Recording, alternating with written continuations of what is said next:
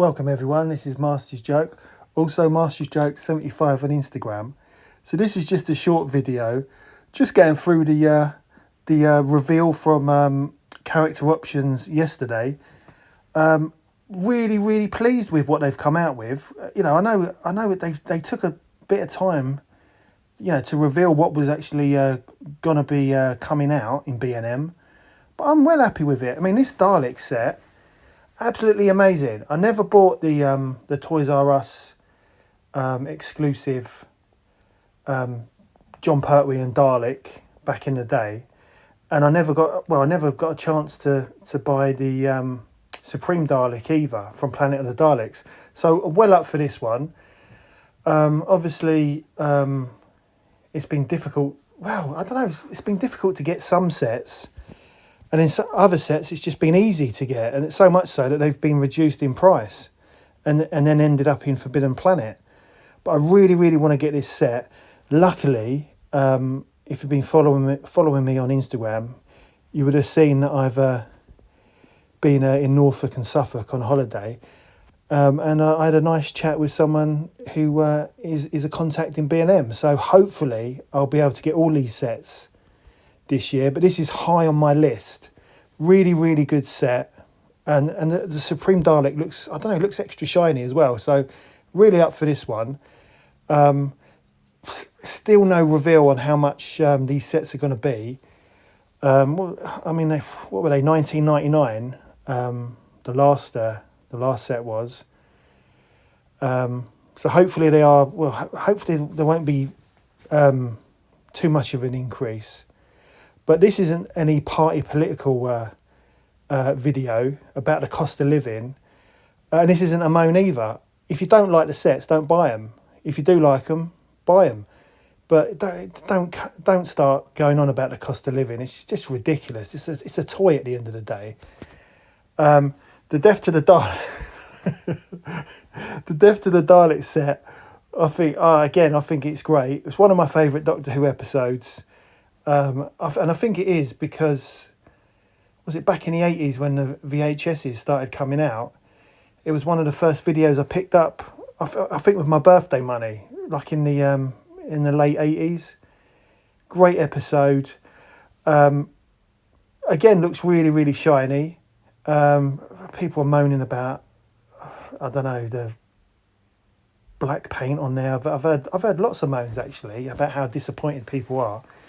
I think the set looks great, and also I like the fact that they've got the different coloured lights on the dome, and also one of them comes with a Mandalorian gun, which I just think is amazing. I just think that's absolutely fantastic. So yeah, again, this is high on my list. Hopefully there's enough for these Dalek figures to go around. But as I say, I've got a contact at B&M, so hopefully, fingers crossed, I'm going to be able to get this one as well. I've got the talking Dalek from, was it Product Enterprises, from Death to the Daleks, but I was the only disappointment I had with that one, I mean, I think them figures are great, but the disappointing thing I had with that one was it didn't have the Mandalorian gun. So I'm well up for this set, and as I say, hopefully there's enough to go around, because in my area there's just too many people and too many scalpers. So, you know, let's see what happens.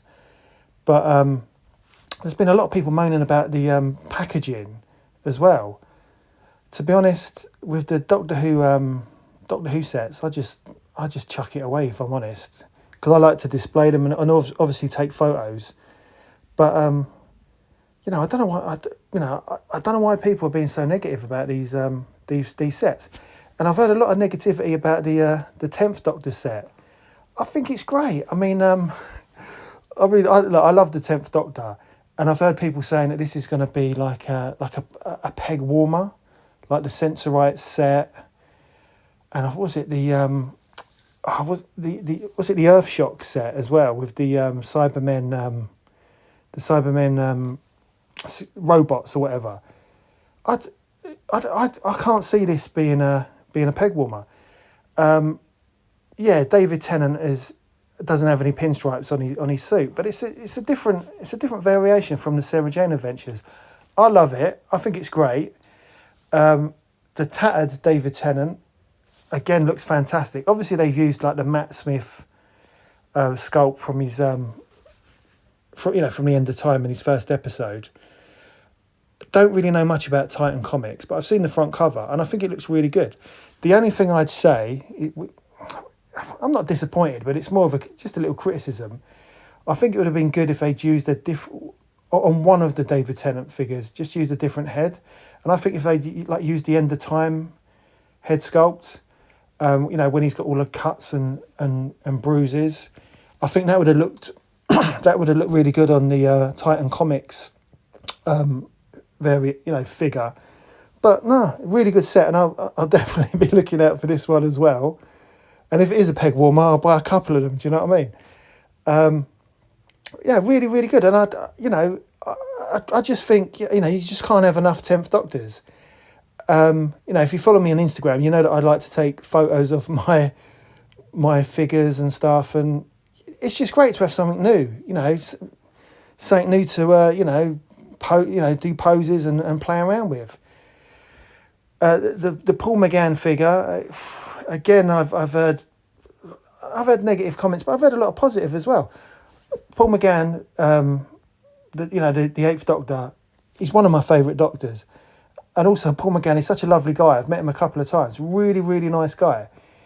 I've got the Night of the Doctor figure, which was I think that was I can't remember where I got it. Was it the single? I think it was the single pack where he had the goblet, and I've obviously got the Eighth Doctor from the movie, which was in the what was it? Was it the 11 Doctors set or something? From the exclusive set from Toys R Us. So I've got them ones already, but I never got a chance to get the Big Finish figure. So I really, really want this set.